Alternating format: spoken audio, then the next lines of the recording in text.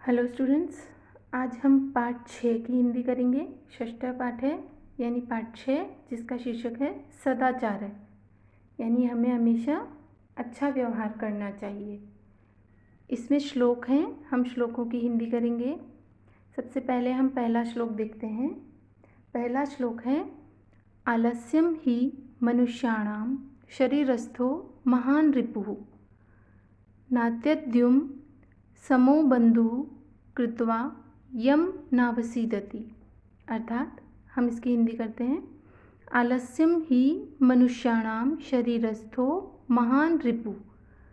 अर्थात आलस्य ही निश्चित रूप से मनुष्य के शरीर में स्थित यानी रहने वाला बहुत बड़ा शत्रु है। रिपु यानी शत्रु है। आलस्य ही निश्चित रूप से मनुष्य के शरीर में रहने वाला बहुत बड़ा शत्रु है। नात्यद्युम समो, अर्थात परिश्रम के समान, बंधु कृत्वा यम नावसीदति, यानी परिश्रम के समान मनुष्य का कोई मित्र नहीं है, जिसे करके मनुष्य कभी दुखी नहीं होता है। यानी आलस्य तो मनुष्य के शरीर में सबसे महान शत्रु है, और परिश्रम जिसके समान मनुष्य का कोई मित्र नहीं है, यानी परिश्रम को करके मनुष्य कभी दुखी नहीं होता है, लेकिन आलस्य को करके हमेशा दुखी होता है। अब हम दूसरा श्लोक देखते हैं। दूसरा श्लोक है, श्व कार्यमद्य कुर्वीत पूर्वाह्ने चाप्राणिकं न हि प्रतीक्षते मृत्युः कृतमस्य न वा कृतम्। इसकी हिंदी करते हैं, श्वः कार्यमद्य कुर्वीत पूर्वाह्ने चाप्राणिकं, अर्थात श्वः यानी आने वाला कल, तो आने वाले कल का कार्य आज ही कर लेना चाहिए। यानी आने वाले कल का कार्य आज ही करना चाहिए। दोपहर के बाद करने योग्य कार्य को दोपहर से पहले ही कर लेना चाहिए।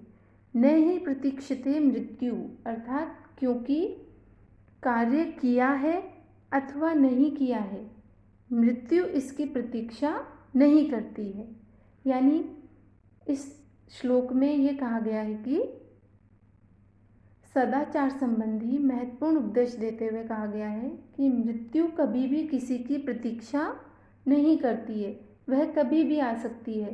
अतः जो कार्य कल अथवा बाद में करना है उसे अभी कर लेना चाहिए। मनुष्य को निरंतर कार्यरत रहना चाहिए। अब हम तीसरा श्लोक देखते हैं। तीसरा श्लोक है, सत्यम ब्रूयात प्रियम ब्रूयात न ब्रूयात सत्यम प्रियम प्रियम च नानृतं ब्रूयात एष धर्म सनातन। इसकी हिंदी करते हैं, सत्यम ब्रूयात प्रियम ब्रूयात न ब्रूयात सत्यम प्रियम।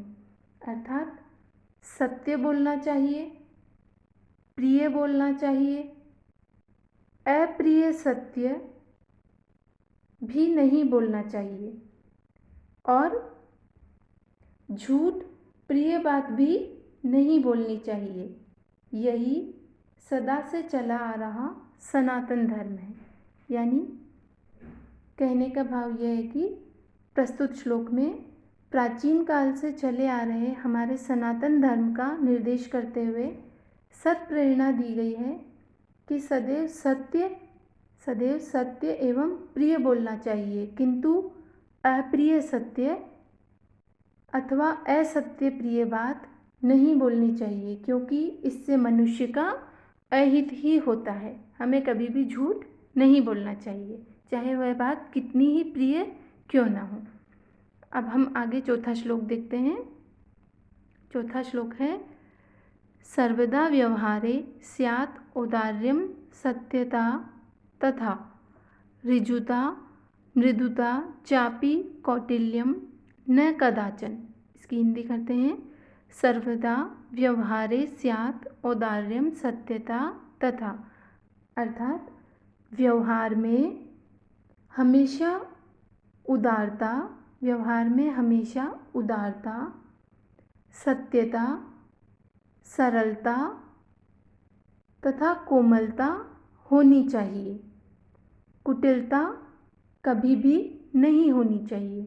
अर्थात कहने का भाव है कि मनुष्य का व्यवहार कैसा होना चाहिए, इस सदाचार का सदुपदेश देते हुए प्रस्तुत श्लोक में कहा गया है कि हमारे व्यवहार में सदैव उदारता, सत्यता, सरलता तथा कोमलता होनी चाहिए, किंतु कुटिलता नहीं होनी चाहिए। कुटिल व्यवहार वाला समाज में निंदनीय एवं दुर्जन होता है। अब हम आगे 5वां श्लोक देखते हैं। 5वां श्लोक है, श्रेष्ठम जनम गुरुम चापि मातरम पितरम तथा मनसा कर्मणा वाचा सेवेत सततम सदा। इसकी हिंदी करते हैं। श्रेष्ठम जनम गुरुम चापि मातरम पितरम तथा, अर्थात श्रेष्ठ व्यक्ति गुरु, माता तथा पिता की भी मन, वाणी और कर्म से निरंतर यानी सदा सेवा करनी चाहिए। अर्थात इसका भाव ये है कि इस श्लोक में कहा गया है कि बड़ों की सेवा करने की सत्प्रेरणा देते हुए कहा गया है कि हमें श्रेष्ठ व्यक्ति, गुरुजन, माता तथा पिता की मन, वचन एवं कर्म से निरंतर श्रद्धापूर्वक सेवा करनी चाहिए। अब हम आगे 6वां श्लोक देखते हैं। मित्रेण कलहम कृत्वा न कदापि सुखी जन इति ज्ञात्वा प्रयासेन तदेव परिवर्जयेत्।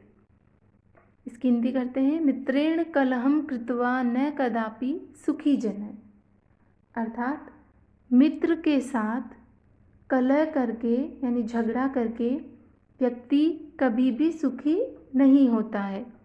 यह जानकर प्रयासपूर्वक उस कलह से या झगड़े से बचना चाहिए। इसका अर्थ ये है कि इस श्लोक में मित्र के प्रति सदाचरण के महत्व को दर्शाया गया है, उसकी प्रेरणा दी गई है और कहा गया है कि मित्र के साथ कलह करके मनुष्य कभी भी सुखी नहीं होता है।